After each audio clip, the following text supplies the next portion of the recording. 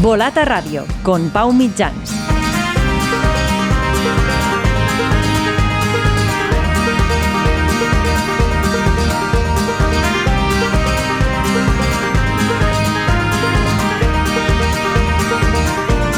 Hola, ¿qué tal? Bienvenidos a Volata Radio, tu podcast de cultura ciclista.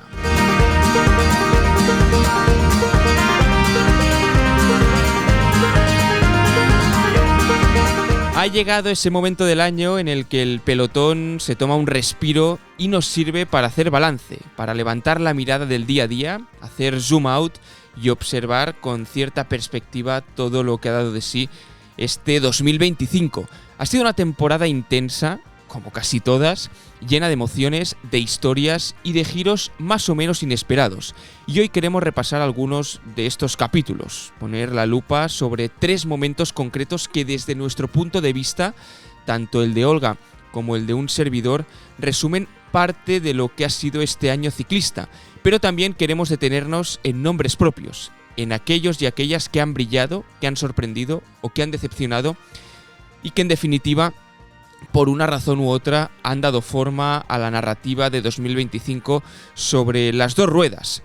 En el capítulo de hoy también tendremos tiempo de hablar de la presentación del recorrido del Tour de Francia 2026, sobre todo del Grand Depart que tendrá lugar en Barcelona el próximo año. Isaac Vilalta nos dará sus impresiones porque estuvo allí en esa gala en París y se fijó en algunos detalles particulares que vale la pena recuperar. En la combinada destacaremos 2 temas muy dispares, uno que tiene que ver con gafas de ciclismo y el otro con una reflexión que creo que vale la pena recuperar, de Mireia Benito. Atentos a la reflexión de la ciclista catalana. Y en la pregunta que ya os lanzamos, os invitamos a que también participéis y que comentéis cuál ha sido vuestro momento de esta temporada. El que más os haya gustado, el que más os haya marcado o el que creáis más relevante. Os lo lanzamos ya por aquí y lo podéis dejar en los comentarios. Ahora empezamos, pero antes, como siempre, si le podéis dar al me gusta del programa y del capítulo en función de la plataforma que uséis para escucharnos, os lo vamos a agradecer muchísimo. Como decíamos, podéis comentar tanto en iVoox y Spotify el momento de la temporada que os haya marcado más. En el final del programa leeremos algunos de vuestros comentarios de capítulos anteriores y también si podéis seguirnos en redes sociales, @ccbolata en Instagram y en X para no perderos ningún detalle. Ahora sí, empezamos y saludamos a Olga Ábalos.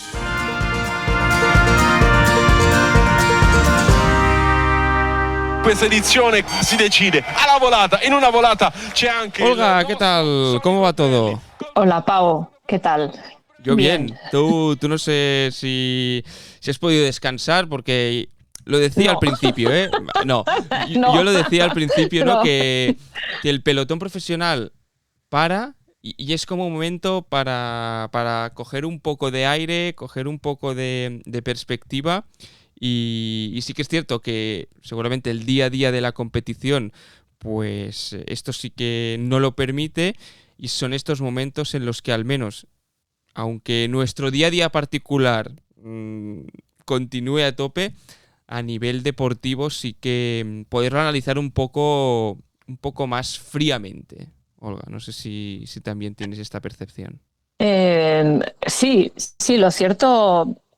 ahora es el momento eso de poner en orden a muchísimas de las cosas, ¿no?, que han pasado esta temporada y ver eso, los últimos fichajes, ¿no?, también los últimos movimientos. También es un momento en el que se retiran, ¿no?, o bueno, ya hace semanas, ¿no?, que se va anunciando, o algunos corredores van anunciando su retirada. Y es un poco esa situación de que se van recolocando las piezas. Y también pasa que esto no para, porque es que en un mes ya tendremos casi los primeros campus de pretemporada, sobre todo en la zona de Alicante, Castellón, etcétera. Y y no sé, Bueno, es como un déjà y vu, no ¿no?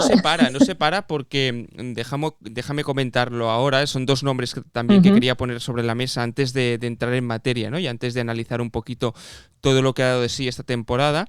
El primero es el de Felipe Orts, ¿no? Que ahora en estas épocas del año, de hecho en la temporada pasada hablábamos con él, podéis recuperar la entrevista aquí en el podcast, ¿no? Que consiguió su primera victoria esta temporada ya de inicio en ciclocross, ¿no? En una de las competiciones ujú.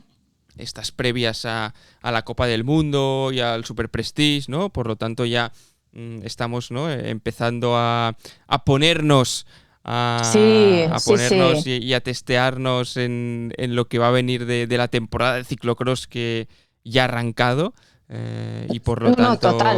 por lo Y tanto es ya, época de ciclocross, época de estar pendientes también de los grandes nombres, saber cuándo van a aparecer, a ver si van a coincidir, si no. Por lo tanto, este era un nombre que quería poner sobre la mesa. sí. Y Ujú. querías comentar, Olga. No, no, que decía que es cierto que la temporada de de ciclocross ya está a la vuelta de la esquina. Y el otro día, bueno, bueno, obviamente ya está todo el calendario lanzado y ya ha ido corriendo por redes sociales. Y, y también ya hemos visto pues corredores como Wout van Aert, ¿no? Que ya están empezando a hacer entrenamientos fuertes y cuando empiezan a colgar fotos de entrenos, digo, guau, aquí ya la temporada empieza de verdad. Ujú. Y sí.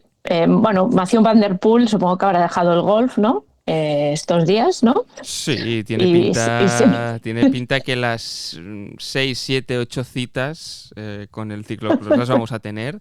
Pero bueno, realmente Felipe Ors, bueno, pues que ya ha dejado destellos, ¿no? De que "Ey, estoy aquí", se impuso en Woerden, en la noche de Woerden, esta prueba en los Países Bajos.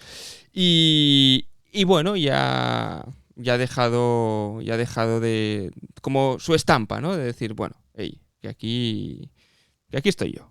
Y el otro nombre que quería poner sobre la mesa es el de Albert Torres, el ciclista de Movistar Team, que al final, bueno, pues hay mucha gente que lo debe conocer por eso, ¿no? Porque es un ciclista de Movistar Team, lo hemos visto en algunas grandes vueltas, en algunas clásicas.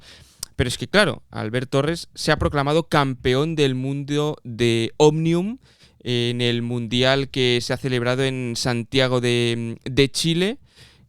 Una medalla muy merecida que llevaba muchos años persiguiendo, porque la trayectoria de Albert Torres, el corredor balear, que es de Menorca, pero que vive en Mallorca, es súper extensa. Es decir, él es un corredor de pista, me atrevería a decir, incluso más que de carretera, ¿no? Y que su Sí, sí, gran correcto. parte de su trayectoria se ha forjado en la pista. Después le surgió la oportunidad en Movistar, y sí que es cierto que el hecho de correr en un equipo del World Tour, pues te da mucha más repercusión, vamos a decir, mediática, pero que realmente el palmarés de Albert Torres en pista es espectacular y ha puesto como el broche, ¿no? Con este oro. Ya había conseguido un oro, pero había sido por parejas, creo que era en 2014, y este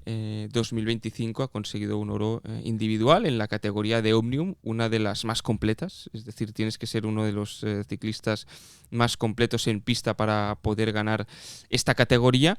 Y realmente, bueno, era una noticia a destacar, porque me recuerda mucho, Olga, y seguro que a ti también, a esa historia que en su día publicamos, ¿no? De Llaneras y Timoner.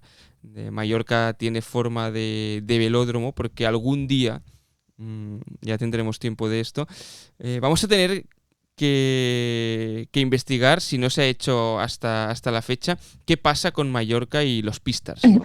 Seguramente gran parte de la historia la encontramos en Guillem Timoner y en Joan Llaneras, ¿no? Como dos generaciones de Pistars, dos de los mejores Pistars de la historia a nivel español, sin duda.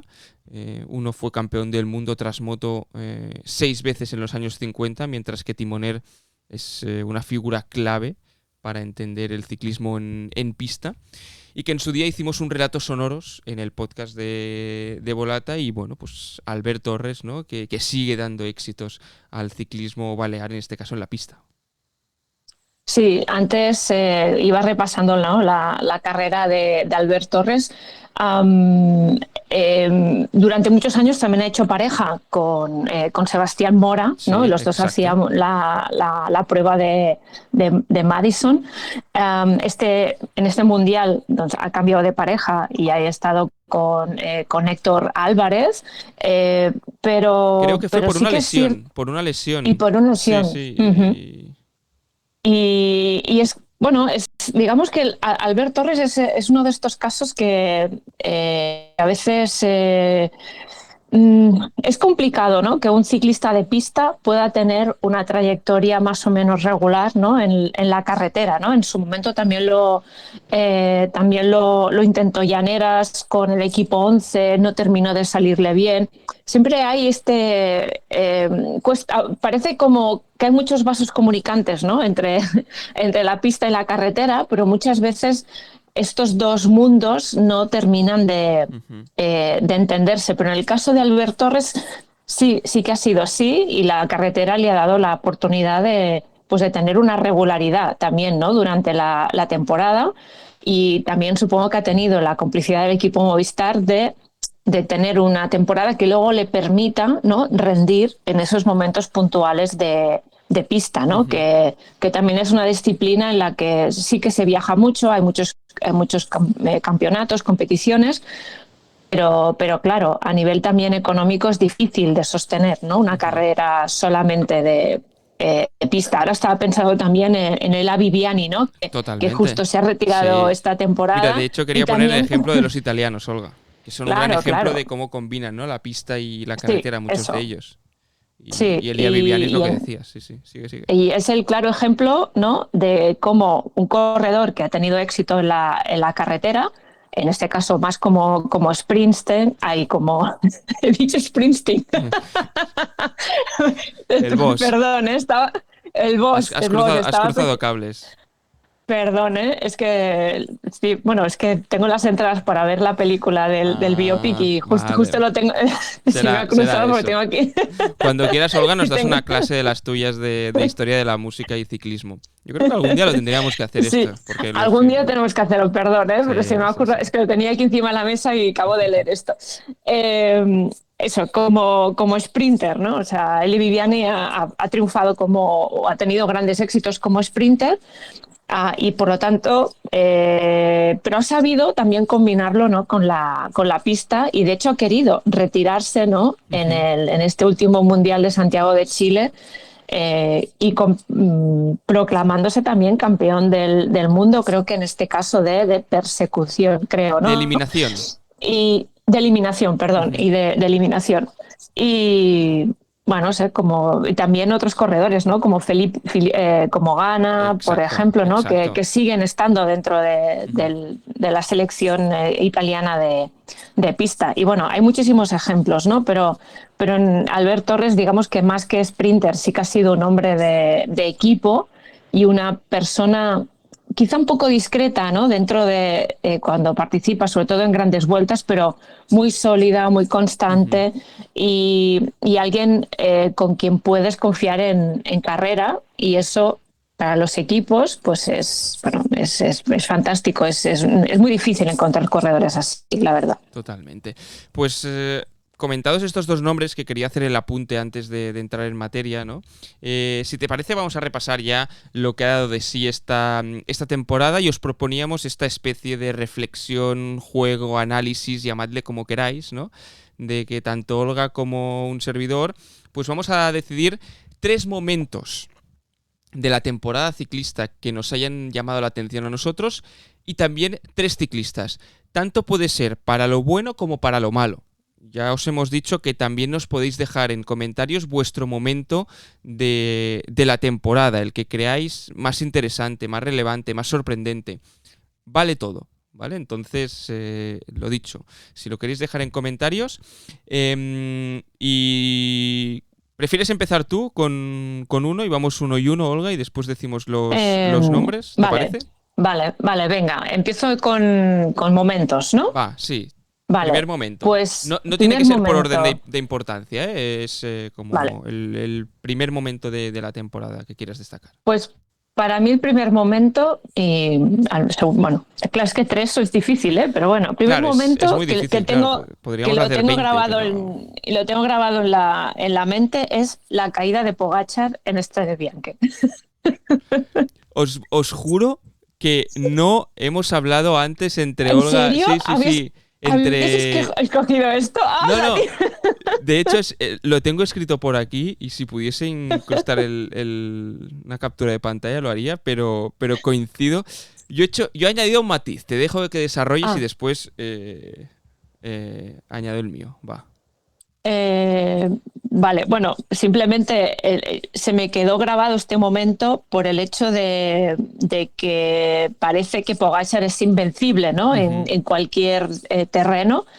Y la caída de Pogačar, que es que simplemente no tomó bien la curva, ¿no? Se le fue y se fue ahí contra unos matorrales que había, digamos que humaniza al ciclista.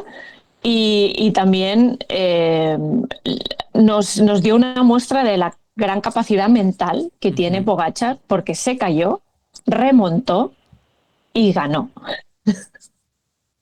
Pogačar sabe caer también, porque yo recuerdo también esta caída. Sí. Yo la había añadido, yo había hecho aquí la doble caída de Tadej Pogačar, ¿no? Por una parte la de la Strade Bianche y añadía la de Roubaix. Porque así nos permitía hablar un poco también de Pogačar, que ya hemos hablado. Pero me parece que son dos momentos muy, muy simbólicos. El primero por lo que decías tú, ¿no? Porque humaniza a Pogačar, porque tiene la suerte del campeón, porque si recordamos esa caída en Strade cae en el césped y tiene mucha suerte porque iba a mucha velocidad, era en bajada. Y consigue ganar a Tom Pidcock en la Piazza del Campo finalmente, en Siena. Y después la caída en París-Roubaix, que para mí creo que es otro de los momentos claves de la temporada, esa caída cuando iban escapados junto con Mathieu Van Der Poel, porque me hubiese encantado ver ese final de París-Roubaix sin esa caída. Que supongo que Pogačar debe caer para llegar a ganar Roubaix, ¿no? Porque era la primera participación de Pogačar, porque al final ya sabemos que estas grandes carreras de la temporada, estos grandes monumentos se ganan con la experiencia, ¿no? Aunque Tadej juega aparte, come aparte. Pero me parecía muy destacado estas dos caídas, que no es normal que Tadej caiga, y que una le sirvió para ganar y para demostrar que, ostras, darle la vuelta, la otra le sirvió para no sumar otro monumento que ya hubiese sido el cuarto en una misma temporada, ¿no? Y creo que es espectacular. Sí. Venga, va, segundo momento, Olga. Correcto. Segundo momento.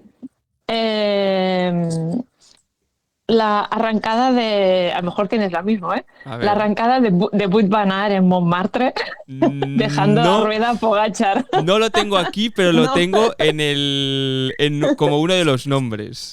Vale. Sí. Vale, pues para mí este es otro de los momentos de la temporada. Tenemos a Pogačar igualmente como protagonista, pero ese momento de Wout van Aert en el que deja de rueda a Pogačar y es como, para mí es como el punto de inflexión de, vale, lo hemos recuperado a Van Aert para el ciclismo y no sé, me pareció un momento mágico, simplemente mágico, y que me conectó con muchos otros momentos de la carrera de Wout van Aert y fue espectacular ese momento. Es un momento muy puntual, ¿no? De toda la temporada, pero para mí tiene mucho valor. Pues mira, yo te voy a decir que uno de los nombres propios, y ya lo lanzo por aquí, era el de Wout van Aert, precisamente por las dos victorias que ha conseguido este año. Consiguió una victoria en el Giro en Siena y consiguió la victoria en el Tour de Francia en Montmartre, ¿no? Seguramente estéticamente las dos victorias más bonitas de este año, las dos de las etapas más bonitas también de las dos grandes vueltas, y creo que Van Aert se merecía volver a su nivel, se merecía volver a ser considerado uno de los mejores ciclistas del pelotón con 2 triunfos de estas características, ¿no?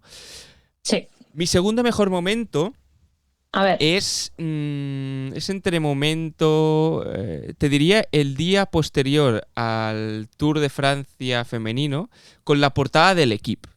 La portada del Equipe, que muchas veces, ¿no?, es como el diario de referencia de cuando hablamos de Tour de Francia y en Europa, ¿no?, a nivel deportivo, que abriesen con Pauline Ferrand-Prévot alzando los brazos, ¿no?, con un géant, con un gigante, ¿no?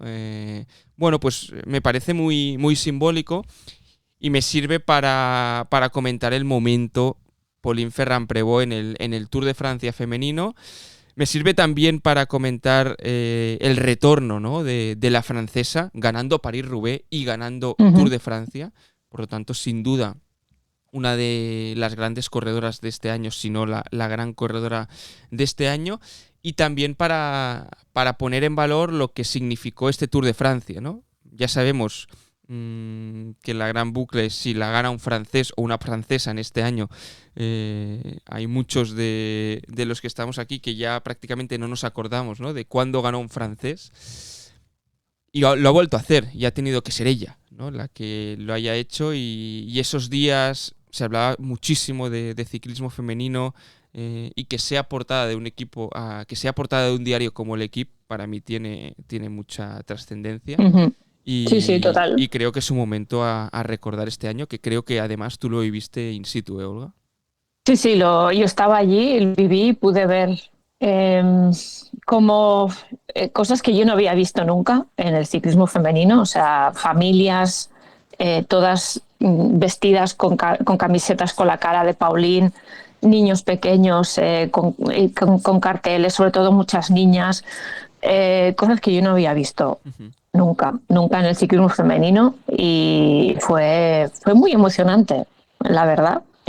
Fue muy, no sé, ahora, o sea, cuando estás allí en el Tour, digamos que hay cosas que como tienes que cumplir, ¿no?, con un trabajo, unas obligaciones, unos timings, pues son cosas que te van pasando por los ojos y a veces no las procesas, ¿no? Pero con la perspectiva del tiempo fue muy fuerte. O sea, yo nunca había visto tanta gente alrededor de un bus, de un equipo, que no fuera dentro del ciclismo masculino, ¿no? Pues digamos que el nivel de expectación era casi igual. En el bus del Visma era muy parecido, como si fuera el bus de, no sé, de cualquier equipo masculino del UAE, por ejemplo, pues había una cantidad de gente muy similar, muy similar. Pues súper interesante esto que comentas. Y va, tu tercer momento, Olga, tercer momento de la temporada. A ver, tengo que decir que me lo has quitado, ¿eh? Yo había escogido a Pauline. Claro, tú me has quitado el primero, pues teníamos claro, que pues, contrarrestar.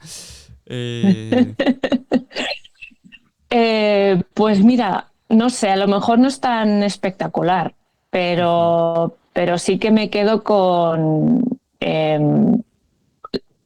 el Mundial de contrarreloj de Marlene Reusser. Es un momento. Pensaba que me lo ibas a quitar el tercero, pero. No, pero sí, sigue con el de Marlene Reusser. Ahora iremos al otro. Sí, el de Marlene Reusser, que bueno, que luego también fue campeona europea, pero me pareció interesante por lo que significa también la resistencia, ¿no? La resiliencia de una corredora que justo el mundial anterior se paró en medio de la prueba contrarreloj porque mentalmente dijo basta, ¿no? Y que un año después vuelva y gane, se proclame, ¿no?, campeona del mundo. Bueno, quizás no es tan espectacular, ¿no?, a nivel visual, ¿no?, como puede ser las victorias de esta última etapa del Tour de Francia de Van Aert, pero creo que es como una prueba de de la persistencia, del trabajo bien hecho y de la confianza, ¿no? En uno mismo, en una misma, ¿no? En este caso. Y fue un momento que creo que a veces nos falta un poco de contexto, ¿no? Para el significado de las cosas, pero creo que en este caso esta victoria en el Mundial tiene muchísimo valor. Totalmente lo suscribo. Y añado, precisamente para cerrar mi tercer momento, el de Remco Evenepoel cuando dobló a Tadej Pogačar en la corona del Mundial. Te lo quito casi, ¿eh? Casi me lo quitas. Realmente creo que sí que se hizo mucho eco, ostras, que si Remco ha pasado a Tadej en la crono. Para mí es también el hecho de la consagración de Remco Evenepoel, si es que aún no lo había hecho, ¿no? Como el mejor contrarrelojista que seguramente yo haya visto en este sentido, y creo que esto fue una validación más, ¿no? Creo que el hecho de doblar a Pogačar, no te diré que es irrelevante, pero bueno, que al final pues seguramente Pogačar no llegó en las mejores condiciones ese día, pero sí que a nivel de imagen, a nivel de relato, a nivel de... Ostras, pues dio mucho que hablar y creo que es uno de los grandes momentos de esta temporada, ¿no? Y también quería destacarlo por aquí, sobre todo también para reconocer el papel de Remco, que después ya avanzo que no lo voy a destacar en los tres nombres con los que me quedo. Y añadiría un bonus track, Olga, a ver si me lo compras. A ver. Son las protestas en la vuelta en la crono de Figueras. Creo que ha sido uno de los momentos ciclistas también de la temporada, porque esas 5 personas, ¿no? que salieron a la carretera ese día para manifestarse en contra del genocidio en Gaza, ¿no? y que hicieron entorpecer la crono que estaba haciendo el Israel Premier Tech en ese momento, ¿no? Porque ya ha cambiado de nombre. Ostras, ese día, desde mi punto de vista, pareció como, ostras, una protesta más. Bueno, han sido 5 personas, ¿no? que han cortado la carretera en Figueras, pero de lo que pasó ese día a lo que se convirtieron las protestas y a lo que se ha conseguido, ¿no? O a lo que se ha llegado con el Israel cambiando de nombre, incluso muchas marcas de ciclismo diciendo que la propia Factor, ¿no? que sí, continúan con este nombre, incluso creo que se ha cambiado ya no es un equipo de Israel o no lo va a ser, y que seguramente la sede va a ser en Canadá, aunque Sylvain Adams vamos a ver qué relevancia o qué papel tiene en el equipo, ¿no? Pero que se hayan dado todos estos cambios por esa pequeña chispa, ¿no? que surgió en Figueras, me parece que también es un momento relevante de la temporada ciclista, y como ya sabéis que desde aquí en Volata pues no solo comentamos lo deportivo, creo que era un momento a destacar, ¿no? Sí, pues te lo compro totalmente, porque además fue el inicio de algo, ¿no? que sí que luego cogió unas dimensiones, ¿no? muy grandes, ¿no? porque la Vuelta tuvo que suspender, ¿no? finales de varias etapas, la más destacada en Madrid, pero seguramente sin aquello no hubiera pasado muchas de las cosas que vinieron después, ¿no? que carreras en Italia, por ejemplo, ¿no? ya directamente les pidieron al equipo les dijeron que no podían participar, ¿no? en determinadas carreras. Así que, sí que se puede, ¿no? El ciclismo, el deporte sí que puede hacer cosas. Totalmente. Sé que te tienes que ir, Olga, pero antes de que te vayas, vamos a destacar los 3 nombres, ¿no? Coméntame tus 3 nombres y después ya recogeré yo y cerraremos el capítulo, pero ¿con qué 3 nombres te quedas esta temporada y un porqué? Vale, a Pogačar ni lo nombro, Pogačar, porque ya... o sea, obviando a Pogačar. Ya está. Obviando a Pogačar. Obviando a Pogačar. Exacto. A ver, mis 3 nombres serían Tom Pidcock. ¿Te lo justifico? Sí, con una frase. Venga, va. Vale, Tom Pidcock, porque ha sabido reinventarse como corredor y encontrar una faceta suya que él todavía no había descubierto del mismo como corredor, es decir, como corredor de grandes vueltas. Por lo tanto, creo que también ha madurado mentalmente Pidcock. y creo que, bueno, es uno de los corredores para mí destacados. Otro corredor es Wout van Aert, por todo lo que hemos hablado antes, por la recuperación de esa terrible lesión en la rodilla y constantemente combinando su parte de corredor de equipo, dándolo todo al 100% y también buscando sus momentos. Para mí es el corredor total, o sea, Wout van Aert. Y el tercer nombre para mí es Paul Ostiz. Muy bueno. Porque bueno, por todos el campeonato mundial en carretera, el campeonato europeo, el campeonato europeo de contrarreloj, etcétera. Creo que es una corredora de futuro y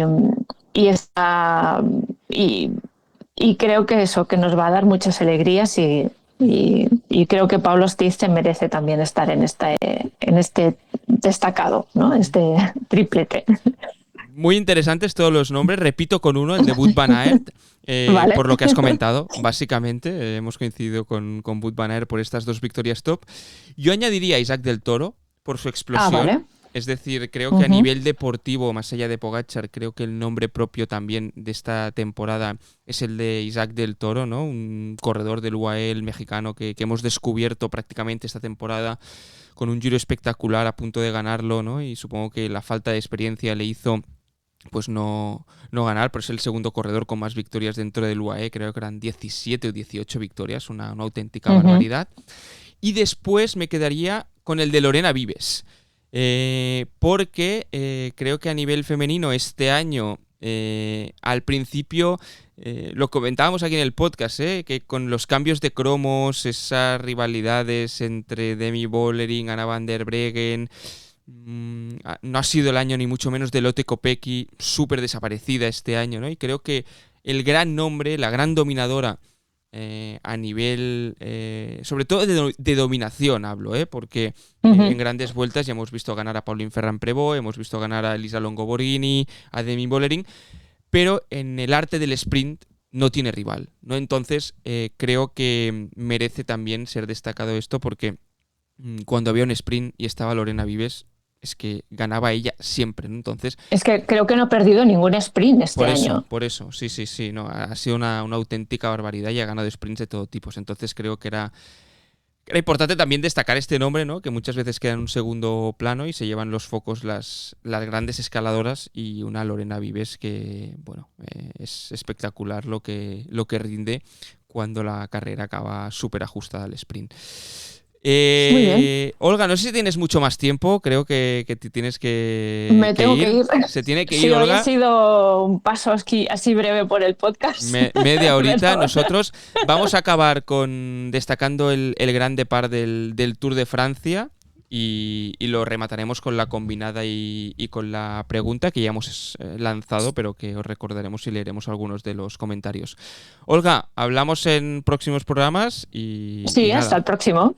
Que vaya muy bien. Seguimos en contacto. Gracias, Pau. Perfecto, chao. Nosotros nos quedamos por aquí.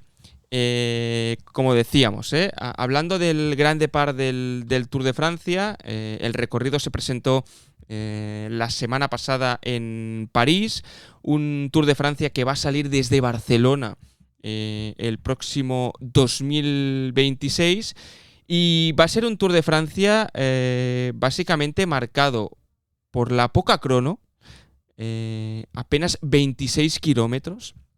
También el paso por los Pirineos es muy pronto, porque obviamente se sale de Barcelona. Hay una primera etapa en Barcelona, una crono por equipos, una segunda etapa entre Tarragona y Barcelona, acabando en el mismo circuito de Montjuïc, un circuito parecido al de la Volta a Cataluña, aunque no acaba de ser del todo el mismo, hay alguna modificación. Y después unos Alpes que son, bueno... vamos a llamarles particulares, que no es lo habitual, ¿no? del Tour de Francia, sobre todo con una doble llegada al Alpe d'Huez, que esto sí que sorprende un poquito. Y lo bueno es que el final en París vuelve a acabar en Montmartre, ¿no? Un acierto, ya lo vimos en los Juegos Olímpicos, lo vimos el año pasado y lo hemos comentado hace un momento con Olga, ¿no? Con esa victoria de Wout van Aert, y creo que realmente pues es un acierto que se siga repitiendo. Vamos a tener tiempo de analizar al detalle el recorrido, estos finales en alto, ¿no? que ha puesto el Tour de Francia, y que a muchos de vosotros o mucha gente, ¿no? Sobre todo leyendo algunos comentarios en redes sociales, pues podíamos leer entre líneas, ¿no? Que bueno, que entre la Vuelta a España y el Tour de Francia quizá hay cada vez menos diferencias a nivel de recorrido, pero bueno, vamos a ver cómo se desarrolla todo. Yo siempre digo que a nivel de analizar los recorridos es algo que, bueno, me da un poquito de pereza, porque pasan tantas cosas entre que se presenta el recorrido y se disputa, entre que como más te adentras también, más matices encuentras, que depende mucho de los corredores. Entonces, bueno, la ruta se presentó. Vamos a hacer un análisis detallado cuando se acerque más el Tour de Francia, pero sí que queríamos ver cómo se presentó este Tour en París, porque Isaac Vilalta, nuestro compañero en Volata, estuvo en esa presentación, estuvo en el teatro en el que se presenta el recorrido del Tour de Francia, y esto es lo que nos cuenta lo que le pareció la presentación del Tour de Francia 2026. Escuchamos a Isaac Vilalta. Hola, ¿qué tal? ¿Cómo estáis? Bueno, estaba aquí haciendo un poco de memoria, repasando la ceremonia de presentación del Tour de Francia 2026, y os voy a proponer un juego, que es el que hago yo siempre cuando estoy en actos de estos, porque al final la presentación, los detalles se siguen mejor por televisión casi que no in situ. En estos actos hay mucha gente conocida. Todos van, lógicamente, al objetivo principal, que es estar presentes en la presentación del Tour. Pero cada uno de ellos lleva un segundo objetivo. Me explico. Y os voy a proponer que juguéis conmigo. ¿Qué hacía Fabián Cancellara ahí? ¿Estaba invitado como mito del ciclismo o estaba para dar músculo, presencia a su equipo Tudor? No es un juego para hacer un juicio de valores, sino para esto, para intentar adivinar sin ningún tipo de mala intención. Estaba Georgine Cappié, que en el hall, antes del acto, porque lo mejor de estos actos pasa antes y después, casi, no durante. ¿Qué hacía Hincapié? Bueno, yo lo vi hablando con Mark Cavendish, seguramente hablan el mismo idioma como exprofesionales y tienen cosas a compartir, pero Hincapié enrolado en la creación de un nuevo equipo. Quizá también le gusta o le interesa dejarse ver. Cavendish, por cierto, embajador del Tour de Francia, estaba ahí por motivos evidentes, como Bernard Thévenet, todavía muy querido por la gente, haciéndose muchísimas fotos delante del mapa del recorrido. Bueno, estaba en la zona detrás del escenario, donde había instalado una zona mixta así un poco rápida. Estaba Christian Prudhomme, por ejemplo, en un momento relajado, solo, sin nadie. ¿Con quién se lleva bien Prudhomme? Por ejemplo, con Rubén Peris. Muchos años de relación y de amistad, y ahí les vi juntos hablando. Anne Santesteban también, en representación de Laura Alcucha, relajada en esa zona. Mucha representación del equipo Unibet. Hay que dejarse ver, hay que dejarse querer. Además, llevando a su estrella, Dylan Groenewegen. Bueno, al final, cada uno juega su rol y podemos jugar a interpretar. No estaban las grandes estrellas, ni Ferran Prevot, ni Vollering, Ganna van der Breggen, Pogačar, Vingegaard, Remco, Van der Poel, Girmay. Sí había muchos corredores franceses y había políticos, sobre todo catalanes y de la ciudad de Barcelona, aunque me esperaba una expedición quizá más numerosa de lo que realmente pasó. De grandes nombres, Kasia Niewiadoma con su pareja, con Taylor Phinney, con quien nos encontramos en el metro después, con una historia, bueno, anécdotas personales, con una máquina de billetes estropeada. Por cierto, para los frikis del ciclismo, si podéis disfrutar de una escapada, aunque sea express, a París, subid a Montmartre. Me escapé ahí, nada, un momentito, para ver dónde Van Aert dejó de rueda a Tadej Pogačar en la última etapa del año anterior. Y ahí hay un restaurante justo en el punto donde Van Aert abrió de patas a Pogačar. Se llama Le Moulin de la Galette. Por los precios no parecía muy caro, aun tratarse de París, y bueno, tenía buena pinta. Le Molen de la Galette. Os podéis sentar ahí, comer e imaginaros a Van Aert dejando de rueda a Pogačar. Gracias, Isaac, por esta crónica y por ser nuestros ojos en París. Realmente nos apuntamos este restaurante, Le Moulin de la Galette. No sé si lo he pronunciado bien o no, pero en todo caso nos lo apuntaremos por si algún día vamos a París y queremos recuperar o rememorar esa victoria de la que hemos hablado ya mucho en este podcast y ha sido coincidencias. De hecho, habíamos hablado poquito antes de grabar y por lo tanto Wout van Aert, uno de los grandes protagonistas sin duda del podcast de hoy, y realmente también me ha parecido muy interesante todo esto que comentas, ¿no? Que al final son galas en las que también muchos de los equipos o gente del ciclismo pues va a ellas o accede a ellas por esto de las relaciones, de dejarse ver y de, bueno, pues no sé si conseguir, no lo diría así, ¿no? Una invitación a una vuelta, a un Tour de Francia, pero así para tejer puentes, establecer relaciones y que, bueno, ¿por qué no? Todo esto suma y al final, pues ya sabemos las wildcards que tiene el Tour de Francia, ya sabemos los intereses muchas veces que hay, ¿no? Y todo esto, todo este contexto que nos aporta Isaac Vilalta también es muy interesante de tenerlo a la hora de analizar pues según qué equipos van o dejan de ir al Tour de Francia y según qué corredores también pues acceden a estas galas de presentación, muchos de ellos leyendas, como decía, y que después siguen vinculados al mundo del ciclismo. Nosotros cerraremos la parte de actualidad ahora y entraremos ya en la parte final, en territorio combinada, para hablar de dos temáticas que a mí personalmente, una porque me toca muy de cerca, me parecen bastante curiosas. Venga, vamos. 2. Combinada. This is legendary, Jonas. This is legendary. Come on, last 400 meters, everything until the line.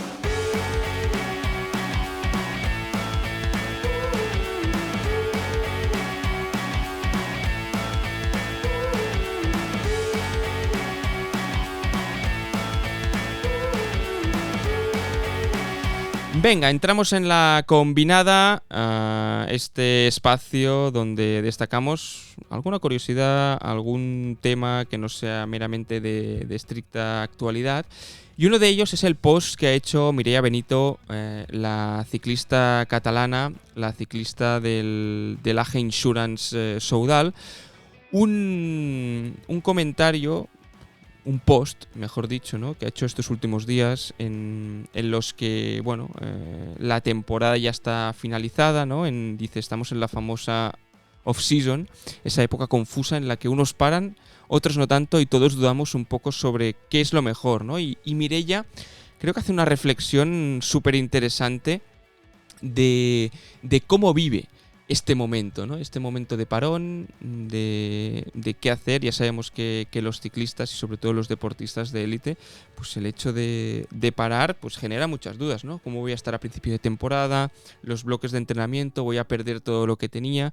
Y Mireia dice, cuando empecé pensaba que descansar era perder el tiempo, que si entrenaba más en octubre llegaría más fuerte en febrero, ¿no? Y dice que 3 años seguidos lo hizo así y que 3 años seguidos terminó igual, con lesiones, con gripes, con el cuerpo roto, dice literalmente, y la temporada empezando en mayo en vez de febrero, ¿no?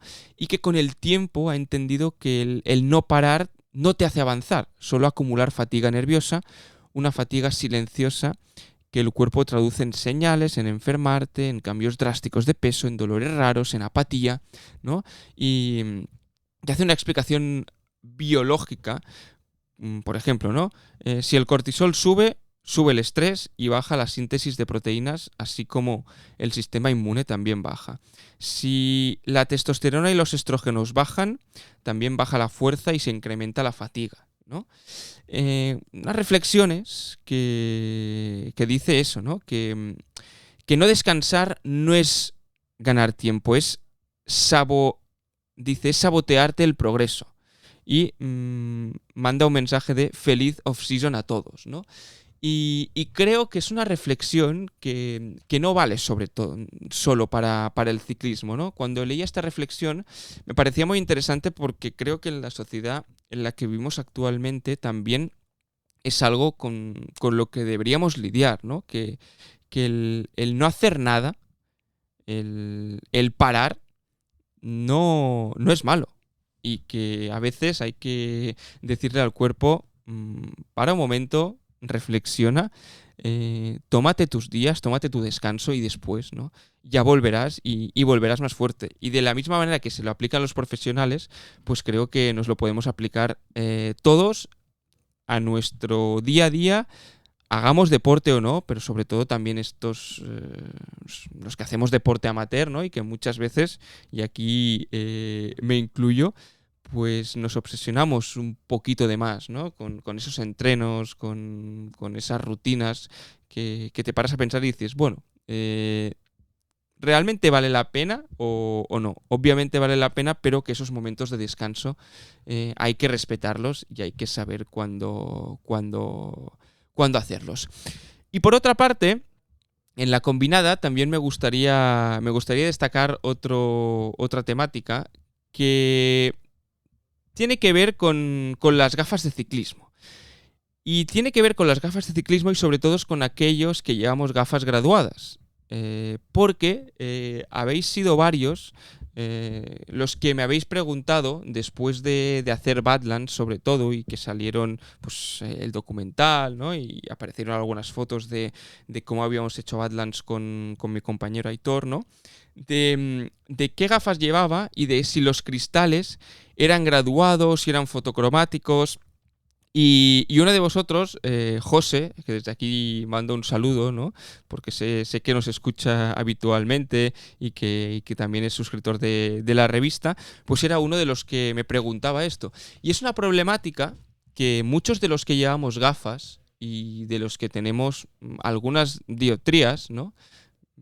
Pues nos pasa que cuando queremos usar gafas de ciclismo convencionales con los cristales finitos, etcétera, etcétera, pues no podemos usar estas gafas si no llevamos lentillas. Y hay mucha gente, y aquí me incluyo, pues que las lentillas no las tolera. Entonces quedan muy poquitas opciones de gafas, muy pocas. Vas a la óptica y te dicen, pues solo puedes escoger entre esta y esta, entre una o dos opciones de gafas, porque el cristal tiene un grosor importante, no se puede reducir, también la curvatura, ¿no? de la gafa pues impide que se puedan hacer este tipo de cristales.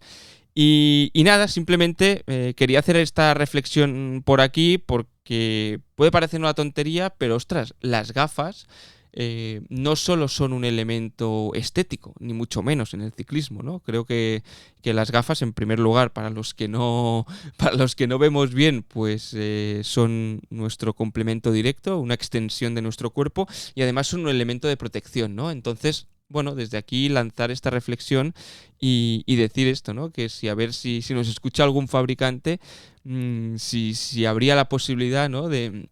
de tener alguna opción más. En mi caso, y no es para hacer promoción ni mucho menos, yo uso unas Oakley, que son de las pocas o prácticamente las únicas, un modelo que tienen, que me han permitido añadir estos cristales fotocromáticos y que sean gafas deportivas como tal, ¿no? Pero desde aquí, pues si hay más opciones, más marcas que nos queráis recomendar, pues serán más que bienvenidas, porque ya os digo, no es una problemática que solo me afecte a mí, y habéis sido varios los que os habéis puesto en contacto conmigo y me habéis preguntado por estas gafas, y por lo tanto quería compartirlo aquí en la combinada, porque también es un espacio, ¿no? para introducir estos temas de debate. Nosotros entramos ya a la recta final, a la pregunta. Leeremos algunos de vuestros comentarios y os recordaremos una pregunta que ya hemos formulado anteriormente, pero para que los que no la habéis escuchado la podéis recuperar y responder en comentarios. 1. La pregunta. I'm gone. I'm dead.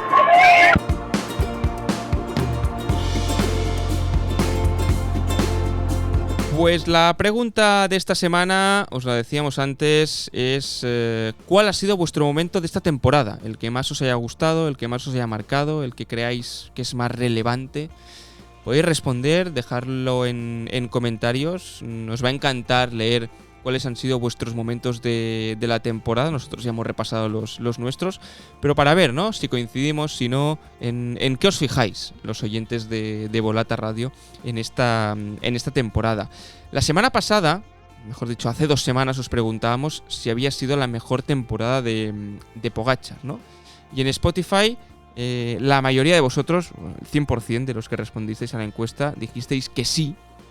Por ejemplo, David DRH en iVoox contestó: si Pogačar quiere superar a Merckx, también tendrá que renunciar algún año a Lombardía para correr la Paris Tours, la única clásica que no ganó nunca Merckx, pese a correrla y ser muy prestigiosa en su época.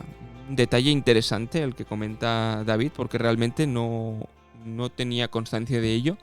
Y por lo tanto, bueno, puede ser una de esas carreras en el palmarés, ¿no?, que Pogačar tenga y que Eddy Merckx no tenga. Nosotros lo dejamos ya. Vamos a ir cerrando este podcast en el que hemos resumido y hablado un poco de lo que ha dado de sí esta temporada. Hemos analizado con detalle algunos de los mejores momentos y los nombres más destacados. Y nada, volvemos dentro de 2 semanas con más contenido, con más material, y vamos a ver si con algún protagonista del mundo del ciclismo. ¡Hasta la próxima! Volata Radio, tu podcast de cultura ciclista.